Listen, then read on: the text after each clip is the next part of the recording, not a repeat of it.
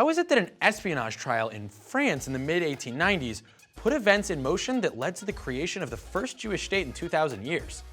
The trial of Alfred Dreyfus, or the Dreyfus Affair as it came to be called, tore France apart at the end of the 19th century. It involved an assimilated Jewish officer named Alfred Dreyfus who was falsely convicted of passing military secrets to the enemy Germans. This innocent Jewish French patriot was then sentenced to life on Devil's Island across the ocean 10 miles off of the coast of French Guiana in South America.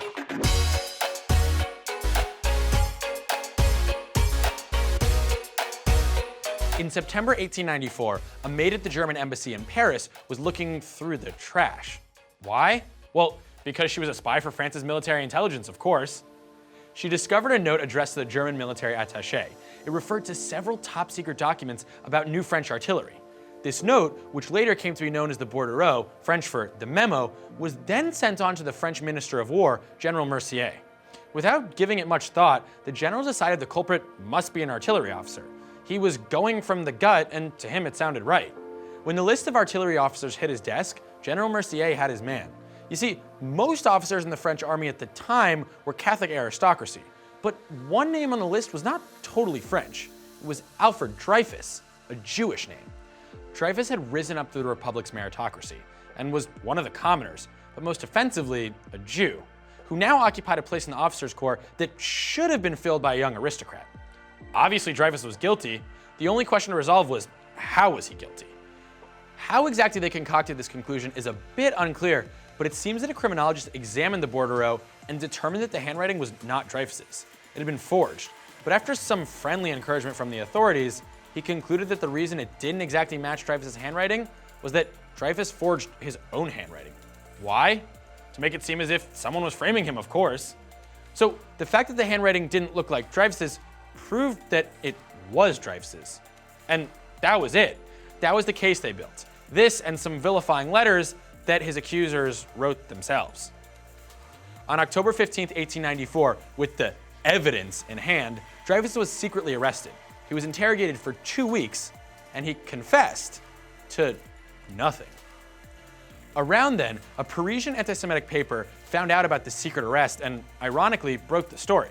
But instead of decrying abuse of power, they celebrated his incarceration and pronounced Dreyfus's obvious guilt on account of his being an officer while Jewish. And here's where Theodor Herzl enters the story. Herzl was a young playwright, and because playwrights need to eat, he was working in Paris as the foreign correspondent for a Viennese newspaper. He was a secular, non-observant Jew who had been struggling with what Europeans were calling the Jewish question, meaning, what is to be done with the Jews of Europe? They don't fit in, they're not welcome. How can they be changed or rehabilitated so that they can become acceptable? But for the Jews themselves, the question was less, how do we solve the problem of the Jews, and more, how do we solve the problem of anti-Semitism? Herzl's first answer was that all Jews should assimilate and convert to Christianity. Yeah, that was his first pass at the idea. But his ideas lately had been evolving. For the 2 months leading up to the Dreyfus trial, Herzl witnessed the French right-wing press working overtime. It was a constant drumbeat of anti-Semitic and obscene news coverage, insulting, vilifying, and straight out making up stories about Alfred Dreyfus. In the winter of 1894, behind closed doors, the military espionage trial began. The general staff presented its convoluted theory and otherwise had no case at all. But 3 days later, the 7 military judges unanimously convicted Alfred Dreyfus of passing secrets to a foreign power. The sentence was life in exile on Devil's Island, revocation of his army rank and title, and public degradation. On January 5, 1895, as Herzl watched from the press corps, Dreyfus was marched out onto the parade grounds of Paris's military school. A military guard took Dreyfus's sword and broke it across his knee. He tore off the badges from Dreyfus's uniform, his stripes, his cuffs, his sleeves, and his buttons, and threw them in the dirt. Dreyfus was then marched around the grounds in front of 5,000 soldiers and was brought before the press corps where Herzl was standing. And it was there that he declared his innocence. As Herzl later reported, the crowd then started chanting, "Death to the Jews." The right-wing coverage, the verdict of the trial, the public degradation, and the general anti-Semitic outbursts were a tipping point for Herzl. Apparently, it gave Herzl a chilling realization. To understand Herzl's thinking, we need to talk for a moment about the promise of the French Revolution. Before the Revolution, the Jews of Europe lived as second-class citizens, if you could even call them that. Again and again, entire Jewish communities were eradicated, either through expulsion or through mass murder. The Jews of Europe lived with little to no legal protections. But as France formed a new civilization, its young, unstable government wrote the Declaration of the Rights of Man and of the Citizen. Among these rights, the Jews, for the first time in Europe's history, would be equal citizens under the law. It was Jewish emancipation. This was a huge change in European thinking. Over the next 100 years, all of Western Europe, as well as the Ottoman Empire, emancipated their Jewish populations and declared them citizens in equal standing, with full legal protections. It was amazing, at least in theory. Given what Herzl had just witnessed in the months before Dreyfus's trial, he realized something was wrong. Emancipation had just failed in France. In fact, Herzl observed, emancipation in Europe was actually having a reverse effect. Instead of bringing Jews further into society, it was, strangely, fanning the flames of European anti-Semitism. The promise of emancipation was that the general population would now regard Jews as their equals and protect them as they would their own countrymen. But it was having the opposite effect. Wherever emancipation took root, anti-Semitism caught fire. Herzl realized that if emancipation failed to protect an assimilated and loyal Jewish officer in France, it was probably going to fail throughout Europe. Soon, there would be neither the whims of the monarchies nor emancipation to protect the Jews of Europe from the rages of European bigotry. The Jews needed to get out, and as soon as possible. At the end of 1895, Herzl sat down to write Der Judenstaat, the Jewish state. In it, he argued that while Judaism was a religion and a culture, Jews as a people were a nation, and they were a nation living outside of their country. The Jews needed a modern state of their own. Only there would they be safe from harm. With the ideas in his book, Herzl created Political Zionism. Published in February 1896, the book caught the imagination of both the Jewish and non-Jewish worlds, and its ideas spread like wildfire. Herzl began to meet with political leaders to gain their support for a future Jewish homeland. Herzl had published his book and started his work 2 years before the public even knew that Dreyfus had been framed. What Herzl had seen in the government's rush to judgment, in Dreyfus's degradation, and the rabid responses of French anti-Semitism had showed him enough. Meanwhile, all through 1895, Dreyfus languished across the ocean on Devil's Island. The head of French intelligence retired, and a new head of intelligence took his place. In March of 1896, this new head of intelligence decided to take a further look into the Dreyfus file. He saw the infamous bordereau. He saw the character assassinations. He also saw an ignored telegram between the German military attaché and a French officer named Ferdinand Esterhazy.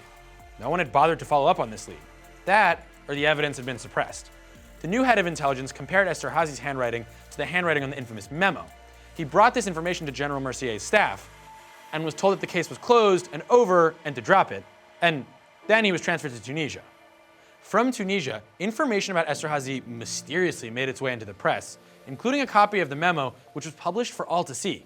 Esterhazy's handwriting was then recognized by a banker to whom Esterhazy still owed a substantial debt.